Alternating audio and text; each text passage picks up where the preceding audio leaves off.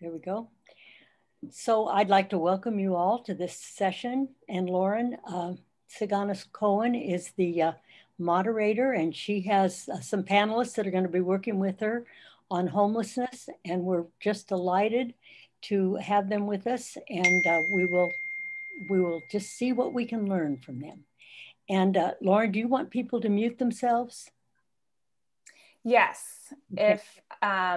If you are not speaking, which for the first half an hour or so will be most of you, if you could find that mute button. If you're on a computer, it's on the bottom left. I think most people have. So that just helps to cut down on the background noise. Also, really quickly, a couple more housekeeping details. You can change how many people you see on your screen if you would like to. On your computer, on the top right, there's a button that says View, and you can choose either Speaker, which will highlight the person speaking and make them larger than everyone else, or you can press Gallery, which will put all of the participants in rows with their pictures next to each other so you can see everyone. And I have pinned our three panelists and myself and Peggy so that we will always remain in the same place on that view. Also, we have Spanish translation available tonight. So if you need to listen to this insight session in Espanol, please click on the interpretation button at the bottom of your window. And Gilbert Romero is blessing us with Spanish interpretation tonight. So you will press interpretation and then click on Spanish, and it will take you to a secondary audio stream where you will hear the presentation tonight in Espanol. Thank you. Okay, so thank you all for coming. We are kicking off district conference tonight, us and two other insight sessions, so it is a joy to be with you. Our topic tonight is homelessness ministries in the Pacific Southwest District. Each of our congregations and our communities are impacted by the issue of homelessness. We know that Jesus calls us to show compassion to our neighbors in need, and that when we feed or clothe or care for our neighbors experiencing homelessness, we feed or clothe or care for Jesus himself. But the epidemic of homelessness can seem so overwhelming as local communities struggle to know how to respond. And so thankfully today we have a great panel from across our district. Each one of our panelists represents a different congregation that is currently serving individuals experiencing homelessness in their communities. Some by partnering with community organizations, and others by forming their own ministries. And really, I think all of them are doing a little bit of both. So I am really pleased to introduce our three panelists. Linda Williams from the Modesto Church of the Brethren. Why don't you give a wave, Linda? We have Corlin Harrison from the Laverne Church of the Brethren. And we have Brett Yee from the Restoration Los Angeles Church of the Brethren. So I have asked each panelist to speak for about 10 minutes about the homelessness ministries in their congregation. And they will speak to the following things. What do the homeless ministries in their congregation look like? What community organizations do they partner with? And how have these ministries changed as a result of the COVID-19 pandemic? So after each panelist speaks for about 10 minutes, we will open it up to questions. And I'll explain a little bit more at that time how we will do questions. So keep some questions in mind as you listen to our panelists speak to ask at the end. So we're going to begin with Linda Williams from the Modesto Church of the Brethren.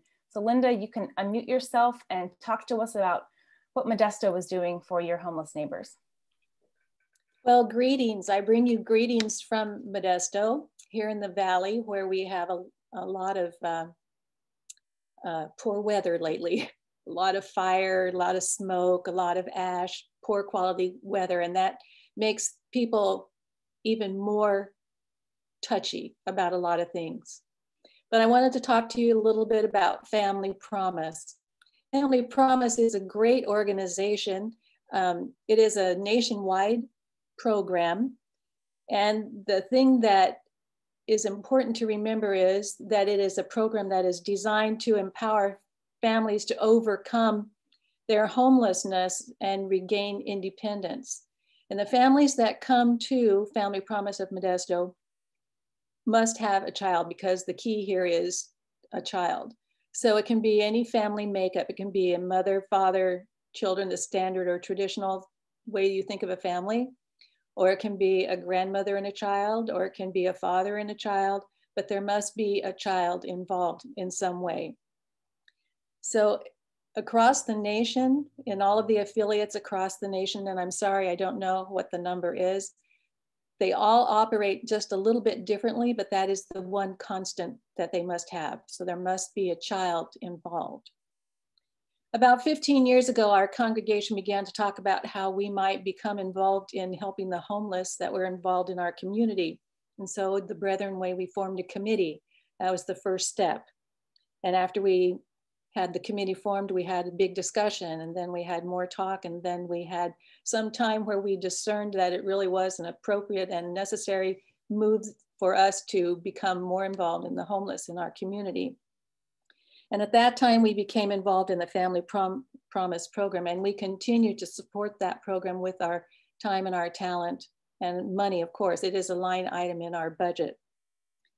The affiliate here in Modesto operates with 15 churches in a loop of rotation, and we have 5 support congregations.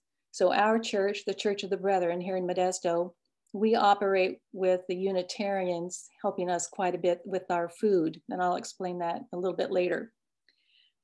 For our part, we have some empty Sunday school classrooms that we are renting to Family Promise, and they use them for offices, and they use them for what we call the day center.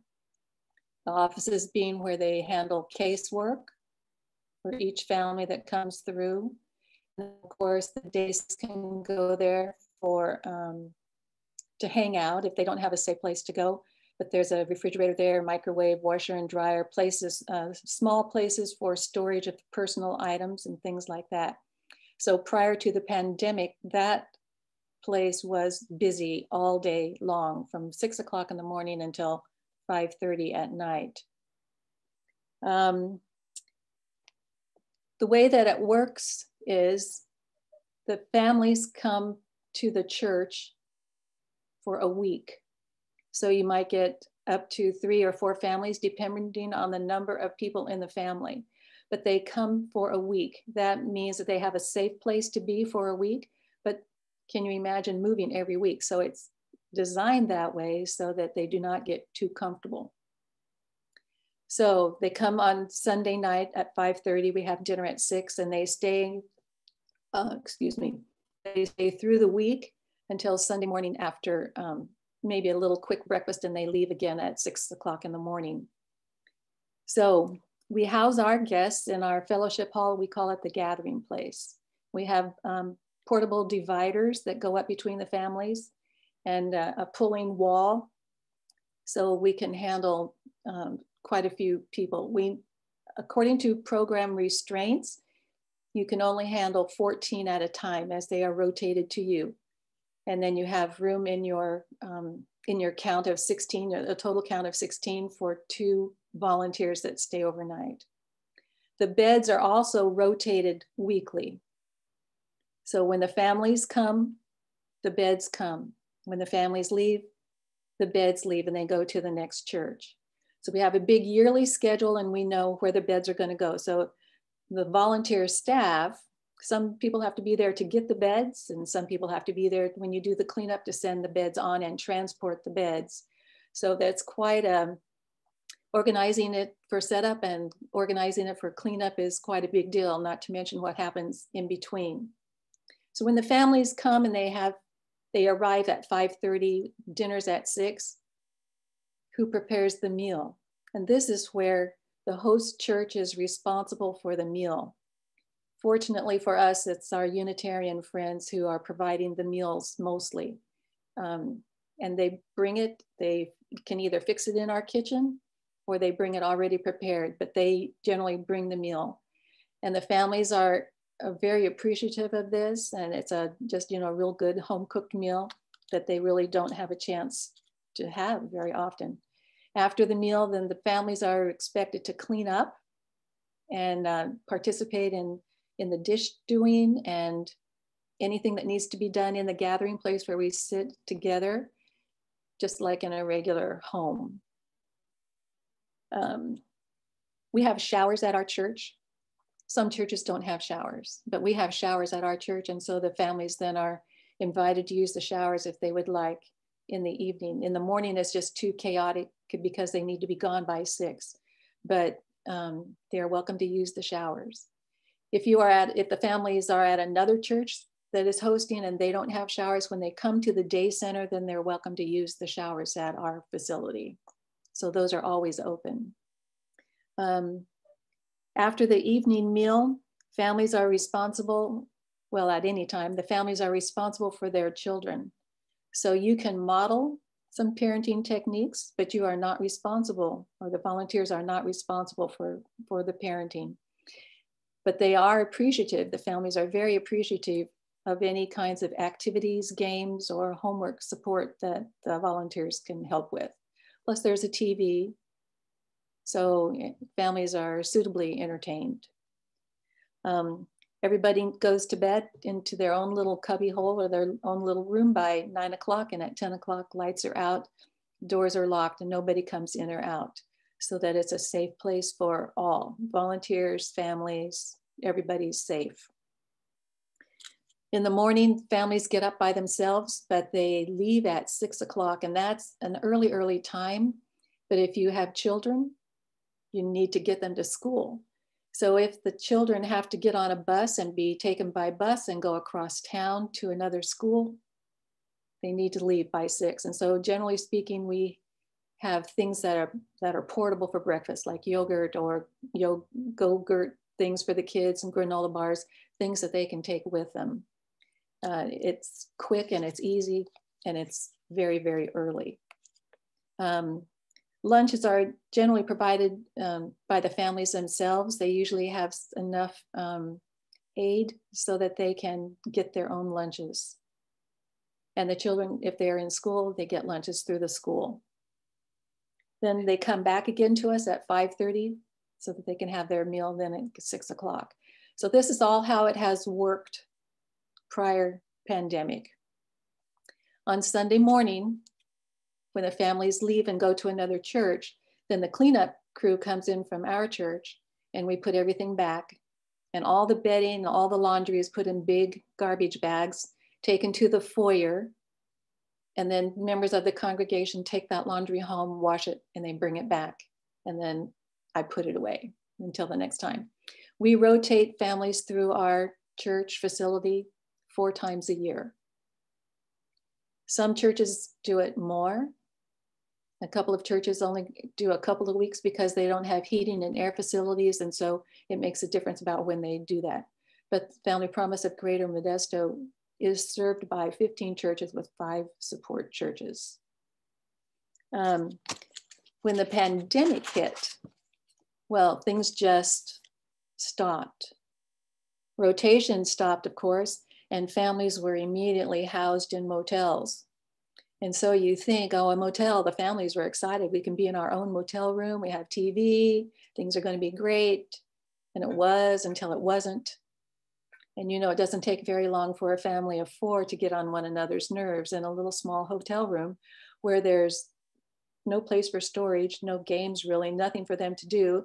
The pools were off limits. It just was hard. Not only was it hard, but it's very, very expensive. And even now, Motel 6, which we just use occasionally, if it's an emergency, is $100 a night. That's a lot. That's gone up like about 30%. So we had to look for new options. So some of the options include 3 shelter apartments. So Family Promise has rented apartments, and the families can rotate through the apartments. We also have 1 duplex, and then we have a house in Turlock, which is nearby Modesto. So we've been trying to find different ways to house our families. We have some federal funding for assistance. So that has been used, but it's limited, of course. We are thankful, very, very thankful for our staff, our Family Promise staff. We have Tamara Losinski. She is the executive director. We have 2 caseworkers, and we have 1 part-time administrative assistant. And just recently, the staff has come back to work actually on site, but that's just very, very recently. Currently, our Family Promise staff is working with 5 families. So prior pandemic, when you work in the day center, there's a computer and that kind of thing in there so that it was very easy to monitor the families, because during the day, their job was to find housing. So you could tell what they were doing, and they would be talked to and monitored and helped, in any way they could. But it's much, much more difficult to do that when they cannot come into the day center. So they've had to be a little bit more creative about how they monitor what's happening. The day center now is only open by appointment to 1 family a day to allow for the proper cleaning in between. So that's a big difference. That doesn't mean that the volunteer opportunities have stopped. So at this point, we put a pause on cleaning supplies and that kind of thing, but diapers are always in need. You just don't have any place to store those things, but diapers, they just kind of keep shoving them in there because people need those things. And there's a need for a furniture crew, because even though we are in a pandemic, I guess people have been cleaning. And so some people have bigger pieces of furniture that they would like to donate, whether it be a couch or bedding or whatever. So sometimes you need somebody to deliver that to a home. In the shelter apartments, we try to set those up for the families as they come in, beds, bedding, get that all set up for them. When they leave, they're welcome to take many or most of those things with them. And then we need a cleanup crew to come in and clean everything up, wash, clean it, walls, toilets, get all that ready for the next family. They anticipate that the turnover in the shelter apartments is between 30 to 90 days. Occasionally, we still have to have somebody deliver a meal, a prepared meal, but that's occasionally. In all of this business, the pandemic, there is just one little short, slim silver lining, and that is that currently there is a moratorium on evictions. But when that is lifted, then there will be big trouble.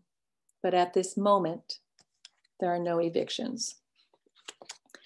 So everybody's wondering, how is Family Promise of Greater Modesto going to look when things revert back to the so-called normal? And we don't know. But a lot of affiliates across the United States are reopening, and they're reopening in different places. So they're trying to think outside the box. What can they do? Where can they do it? And some people have actually used an empty storefront. So that's a new way of thinking. We're not sure what Modesto is going to look like, but we're ready for some new normalcy. And that's about it. Thank you, Linda. Oh, I forgot one more important thing, I'm sorry. Since the pandemic began, since March, Family Promise has housed 10 families, 10. Very important, thank you. Thank you so much. What a great example of how you're using your physical building to help address this issue, as well as volunteer time and other support. So thank you, Linda. Mm-hmm. We are going to turn now to Corlin Harrison from the Laverne Church of the Brethren. Corlin, tell us how Laverne is tackling homelessness. Well, first of all, thanks for having me. I'm so moved by Linda. I've got to kind of pull myself together here a little bit. The Laverne Church started about 2016. We realized that there was a specific need for a local homeless shelter. It was housed at the Armory in Pomona at the time. and our service commission decided to take on making meals. Now, prior to that, our congregation had invested in developing a beautiful commercial kitchen. So we're capable of legally making food to distribute to people. In fact, I'm sitting in the kitchen right now. You can see there's some beautiful ovens. So we decided to take it on. And so a terrific group of volunteers and myself, my position here at the church is kitchen coordinator. I'm a part-time staff person. So I jumped in to help. And we started making meals, and we served a dinner meal once a month to the Armory for about 150 people. This included even standing outside the Armory and handing meals to people that couldn't make it inside. So we did that up until December of 2018, when the Armory actually moved to a different location, and it is now called Hope for Home. It's located in South Pomona on Mission Boulevard, and it is a cooperative. We work really through the Volunteers of America, and on campus at Hope for Home, there are numerous organizations. So Tri-City is there, and that it's a mental health. The East Valley, Goodwill is there to help people try to develop skills to move on, because Hope for Home's goal, their program, is a 3-month program to help adults, both men and women, work on skills to get back into society. Now, I just heard the other day when I dropped off some food, I talked to one of the supervisors. This was just last month. She told me that they have never had a participant return. They feel like their success rate is being, according to her, 100%. So I feel like it's a tremendous program, and we're really honored to be part of it. So we continue from December of 2018 on through to offer an evening meal once a month. And we do that. Our service commission has a budget. We also receive donations specifically for Hope for Home, just feeding Hope for Home. And sometimes we get food donations, but that really started after COVID. Prior to COVID, like I said, we had a specific group of volunteers, 1 staff member, and 1 meal a month. So when COVID hit, I got the word that many of the organizations that were able to help out in the past were no longer able to, due to financial reasons, due to the fact that they had age restrictions of anybody over the age of 64 couldn't go to Hope for Home. You know, like all of us, like all of you, we were all scrambling in March, trying to figure out where we were supposed to be and what we were supposed to be doing and how can we help. So March of 2020, my family, which is a husband and a daughter, decided that we would just try to keep it going. So the first meal for Hope for Home, we just purchased stuff I could buy that we didn't have to mess with too much, and we just delivered it, dropped it off at the gate. So from that point on, we realized that our program was going to have to change pretty dramatically. So we did recruit a few more volunteers, some younger volunteers. And our congregation really stepped up and afforded us the opportunity to increase our meals. So we now, since, April, we went up to 2 meals. May, we did 3. And from then on, now we do at least 4 meals a month. And we've done up to 9 meals a month, depending on what the need is and what kind of supplies we can get our hands on. So, and that's currently where we're at right now. In fact, we just sent a meal. The reason I'm in the kitchen is we just sent a meal today over to Hope for Home. So,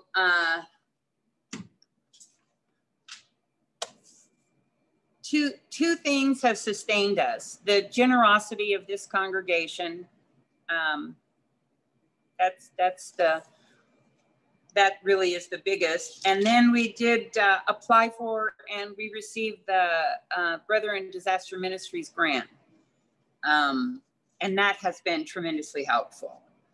Now, partners in our community, interestingly, my husband works for the Bonita School District, and just in conversation with their food service person, they realized when schools shut down, their supplies, they had so many supplies that they offered them to us. So I had, over 300 pounds of frozen meat that I could then use to feed participants at Hope for Home. And then also USDA milk as a school district was receiving supplies to give to families.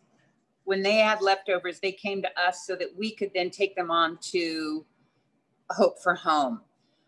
And I'm not sure that would have happened if we didn't have some people just working kind of on the ground, just trying to keep things going and trying to make the best of a tough situation. And I have to tell you, that's the thing that is really heartwarming to me about what's going on, not only in our church, but everyone.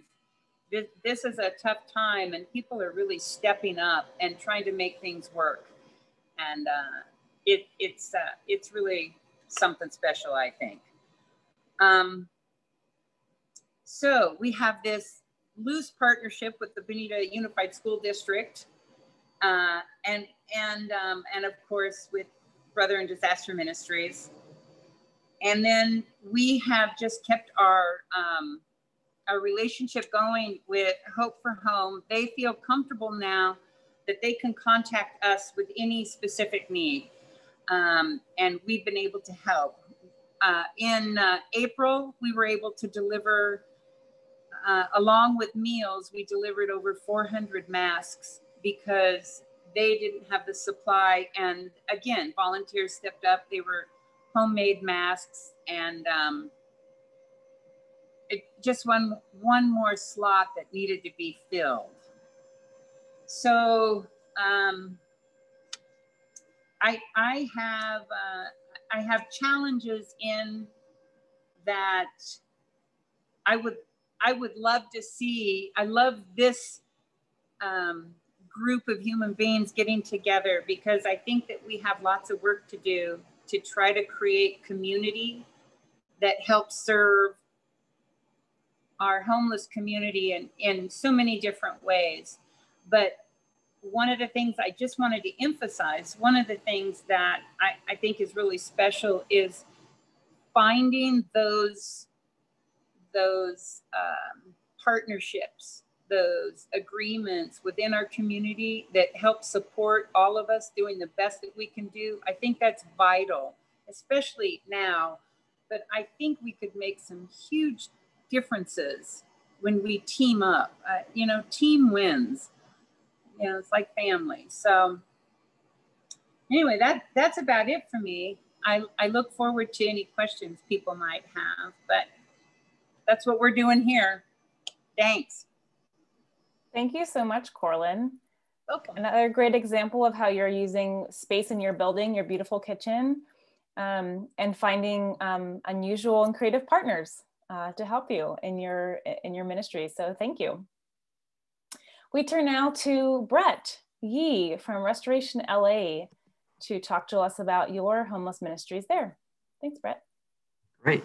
Thank you very much for having me. And yeah, greetings to all of you from LA, or at least I'm kind of in LA. I'm in one of the LA suburbs. But yeah, Restoration LA has been doing homeless ministries now for, doing various types of homeless ministries now for probably at least 8 to 9 years. Pretty much, it's kind of just a mandate of what we have to do in LA. And, we're surrounded by homeless all the time.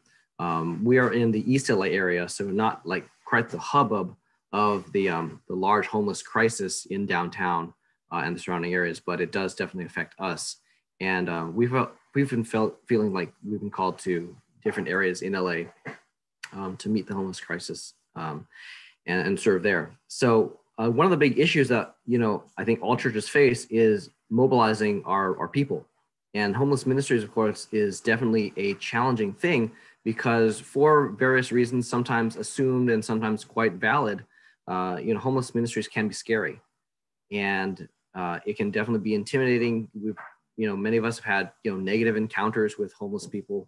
And that can obviously be a deterrent to people wanting to serve. And so the trick was trying to find ministries that was accessible to people and easy for people to jump into, that would get their feet wet and help them really gain their confidence and gain their faith in learning how to serve the homeless. So over the past 8 years, we've experimented with different things, and currently, I would say there are 3 main things that we are doing that have all been hit by COVID in various ways, but I'll get to that. So the first one, which is probably the most accessible thing to do for us right now, is creating homeless packages, homeless care kits. And so what we do is we get, you go to Costco and, just ransack them and buy Ziploc bags and snacks and water and other types of things. I have a contact in, I think it's New Jersey or New York, that supplies hygiene kits as well. And so, that has like toothbrushes, combs, and shampoo, different things like that. And so we put those together in a bag, and that creates a sort of a conversation piece and a ways for people to go ahead and get involved with the homeless right there on the street if they feel led to do that. So, a lot of people have issues with giving money and perhaps rightly so sometimes. And so this is a way that they can still go and minister to the homeless right there in their neighborhood. And so what these kits are designed to be is they're holistic. So we have the snacks and the water, which hits the sort of immediate needs of the people. And then we have the hygiene kits, which sort of hits like the medium need, let them clean up and let them take care of themselves. Because of course, as they are people, and we always have to remember that people are people. They're not a problem. They're not a problem to be solved. They are people to be cared for and loved for, and that Christ has given the image of God to as well. And so in order to help them in the sort of medium range of their homelessness, we want to give them hygiene kits, and that allows them to clean up and groom themselves and make themselves clean for job interviews, just taking care of themselves and restoring part of their dignity. And then what we also provide is a list of different organizations that they can contact.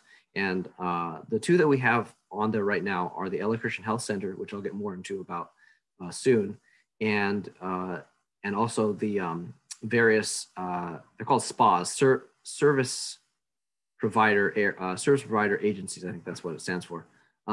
And what it is those are the county homeless agencies. And so they can contact them to try to get into the system, to try to get into housing, and to try to get them off the streets in a more permanent basis.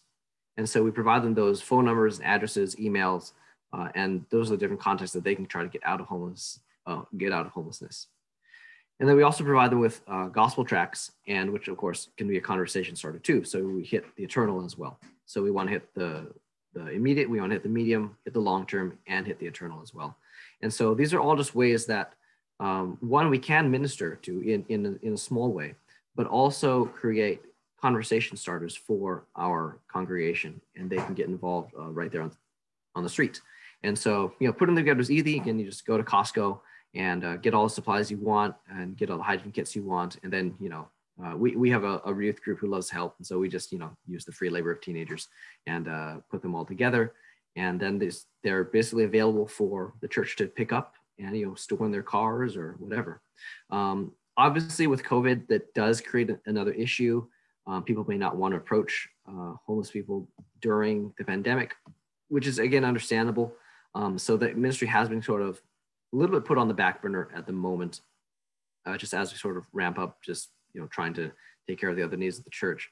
But I am hoping that once we kind of get a little more clear picture of where we are in the pandemic and things start to be a little bit safer, that we can start that back up again. So I talked about the LA Christian Health Center, and that is probably our main partnership in terms of helping in the homeless crisis. The LA Christian Health Center is a clinic in downtown LA. They are located right there on Skid Row, and they are a Christian faith-based nonprofit clinic who provide low and free healthcare, low cost and free healthcare to the homeless and the surrounding communities.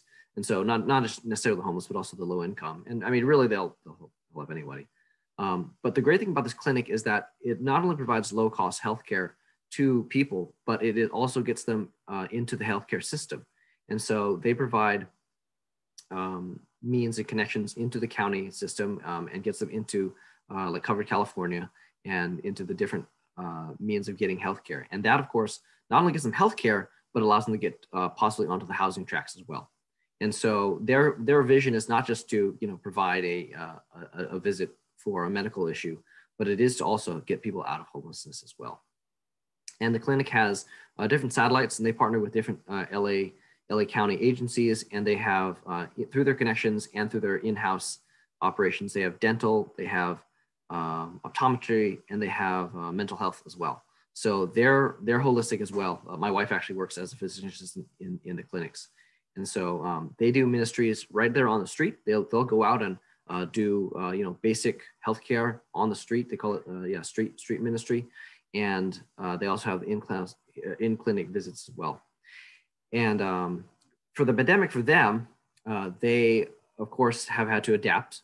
And honestly, it's a weird thing because the shelters are so good at just locking things down and just can like pull on full draconian measures when they need to.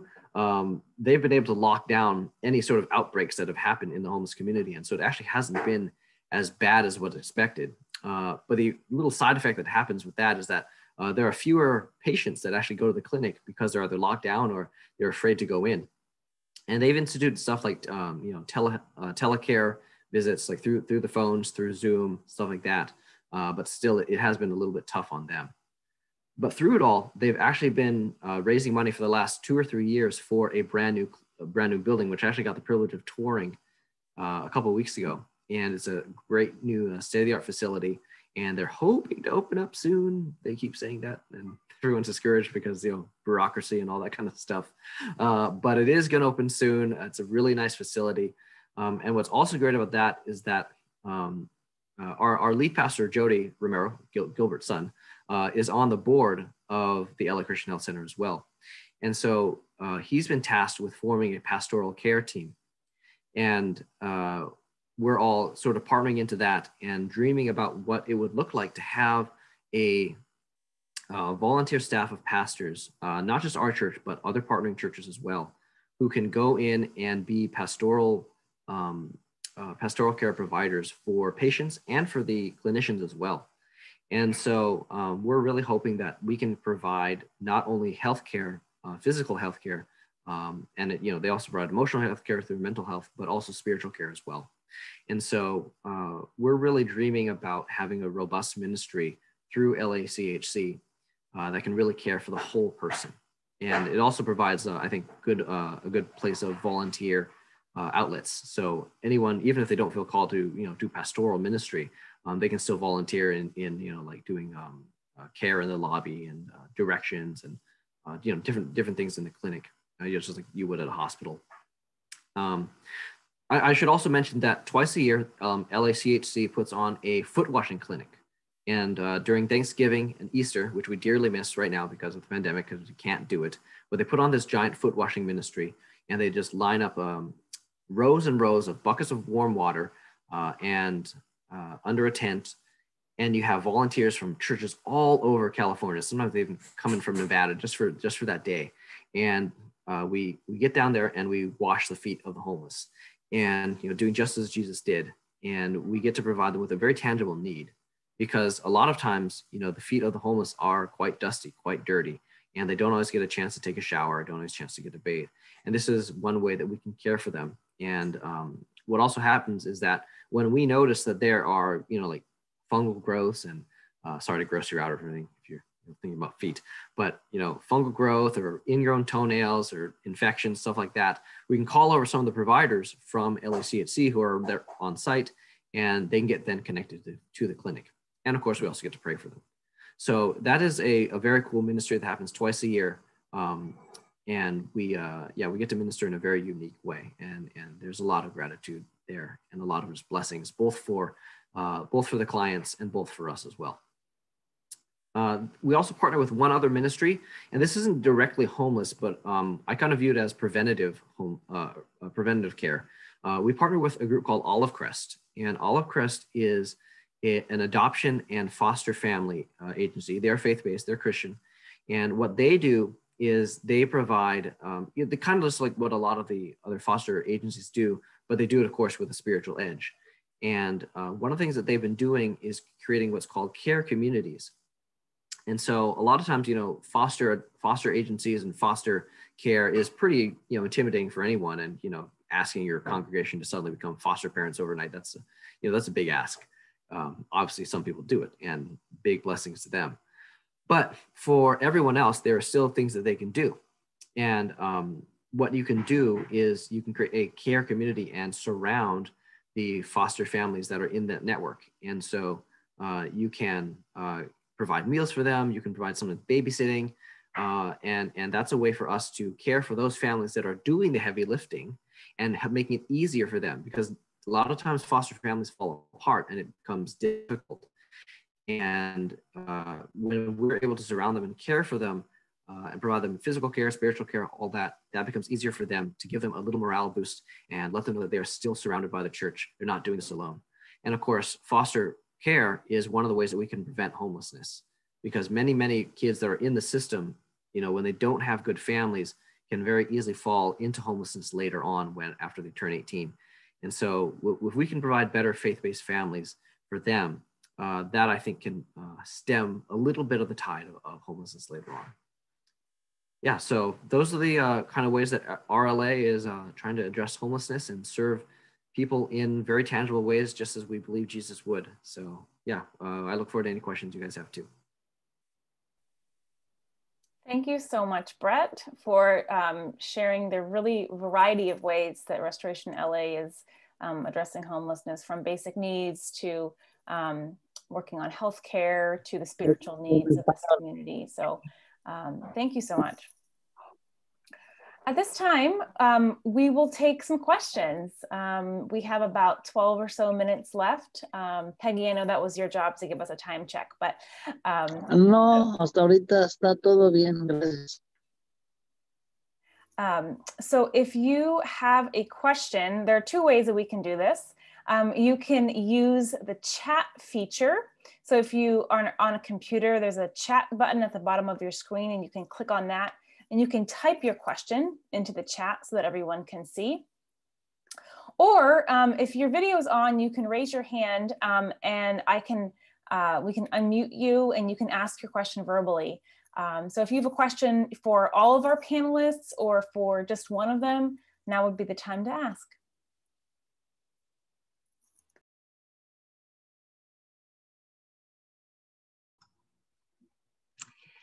Well, I'm Julie, and I really thank our three panelists. This is just so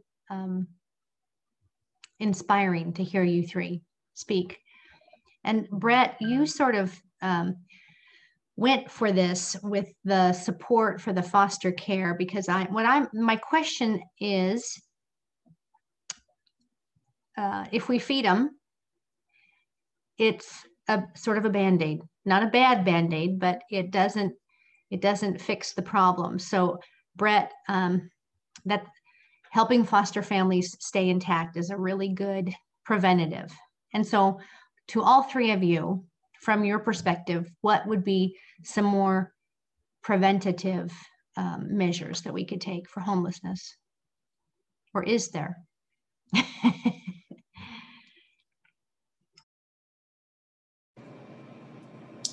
Yeah, I would like to jump in. Hi, Julie. Corlin here. I would like to suggest that one of the ways we do that is to be a supporting element to groups that are doing that. Again, for example, Hope for Home is a program that's helping people reintegrate into society. And I think by taking some of the whammy out of their budget, out of their staff by providing meals is one way that you can do that. And I think another way to do that is that the education behind how we get to that point. And I don't know what that is exactly, but I think it's worth exploring. How do we stop it years before it gets there? I don't have an answer to that, but I think it's in education, and I think it's in community involvement from way back. So I admire the foster care program. That's, I think, really special as well, because it does help people start out on a really good step.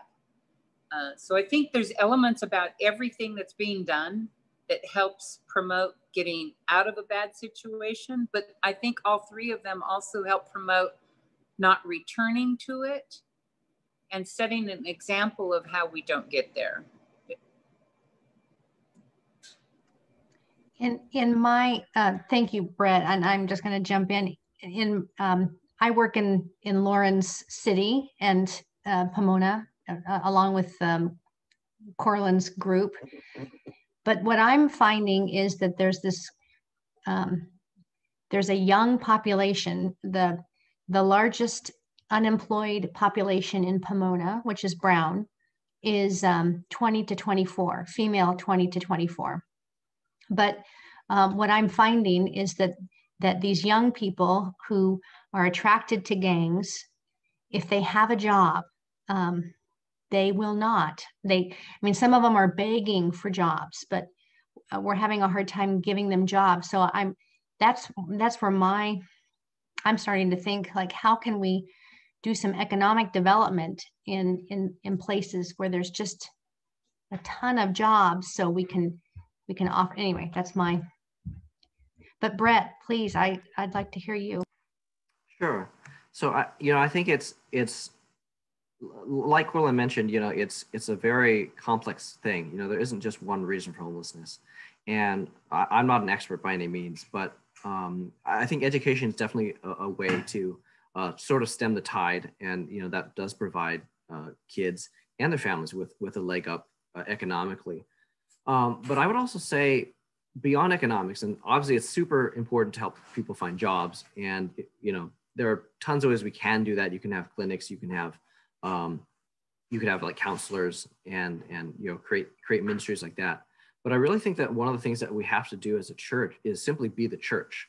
And the church, in that regard, it's that we need to give people a vision out of homelessness or preventing homelessness. If you have broken families, if you have people that are struggling financially and they're through despair, that's the church's main job.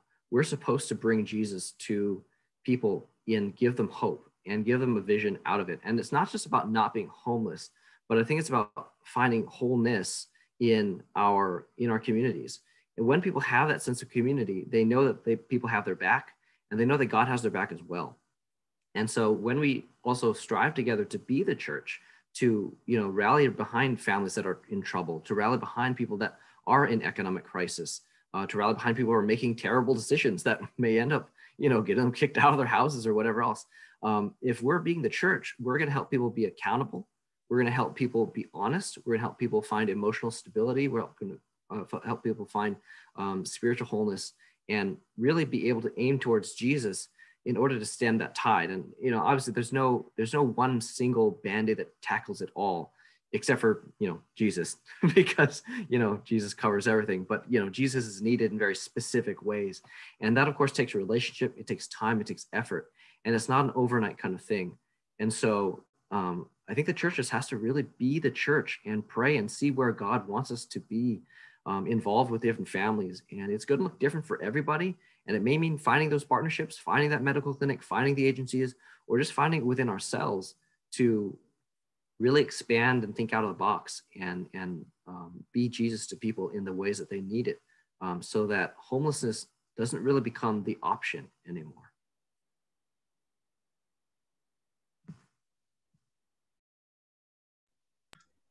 Bravo. Thank you. We did have a question that someone sent to me in the chat from Doug. Doug, this is a specific question for those in LA County. Last year, LA County passed Measure H, which was a fund to help combat homelessness. So has Restoration LA or the Laverne Church heard anything about getting access to those funds for ministries like this? Or has anyone else from other congregations heard about those funds specifically in LA County?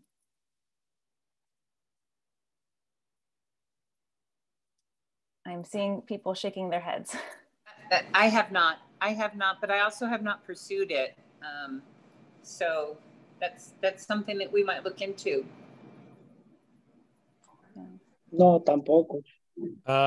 Lauren, I'm part of the Glendora Ministerial Association, and on the Glendora Ministerial Association, we have a pastor who is also chaplain of the police department and a city council member. I don't know how she does it all, really, but she has been talking and addressing about the Proposition H. Is that what it's called? Measure H. Measure H. And one of the things I know that this community and I think together with Laverne and I think San Dimas, I think those are the three communities. They're trying to work out something so they can provide a shelter. They're with the problem with Measure H money is that you have to have a big enough community representation to get action on it. It's a big county and the money is easily spoken for elsewhere, but they're trying to get a place. I know she's talked about this several times. They're trying to find a location, I think somewhere between Glendora, somewhere in the Glendora, Laverne, and I think it's San Dimas neighborhood. Maybe it's Claremont. I think maybe it's Claremont. That sounds more. So they're trying to set up something to get some Measure H, not Preparation H, Measure H money used over here. Thank you, Bob. That's a really good reminder for those of us who are in LA County to look into that a little bit more, definitely. And I hate to say this, but go ahead, Brett. Oh, sorry. All right, I know we're all on time, but I just asked my wife who works at the clinic. She says that they have received some indirect money from Measure H because they do partner through it. But I think, yeah, there's a big thing that, like, you know, there's already a huge amount of people and organizations already reaching out for that money, which is good, of course. So whether or not we can create our own ministries to get funds for that, I don't know. But I mean, I wouldn't say it's not worth trying, but it may be something that maybe we just have to partner with people too. So. Thanks, Brett.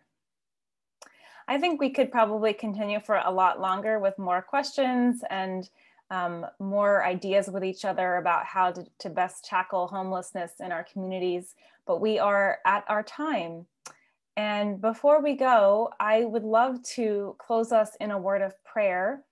But before I do that, I want to remind you that when you leave this meeting, when you leave this Zoom call, you will receive an email with an evaluation.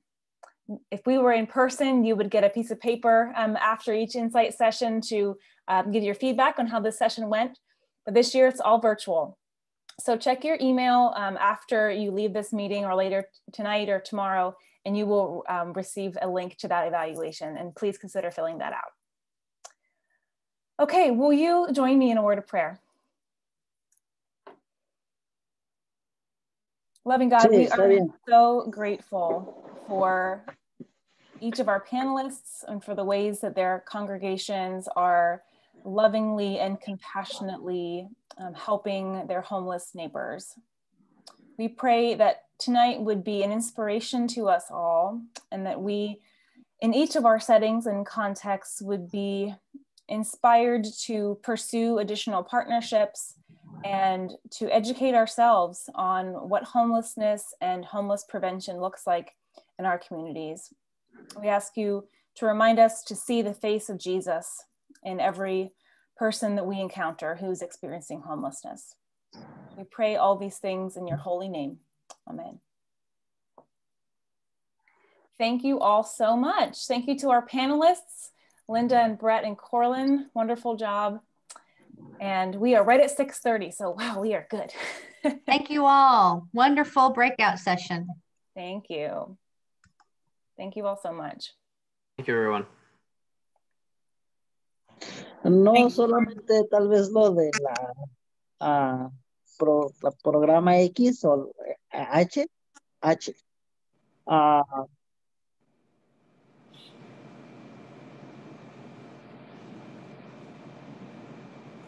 Lo siento, Victor.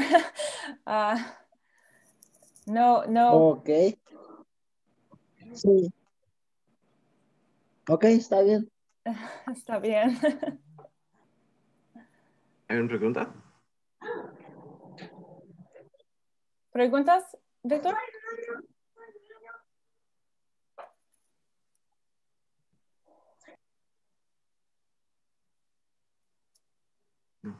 Maybe not. Okay. Okay, well, thank you. Thank you.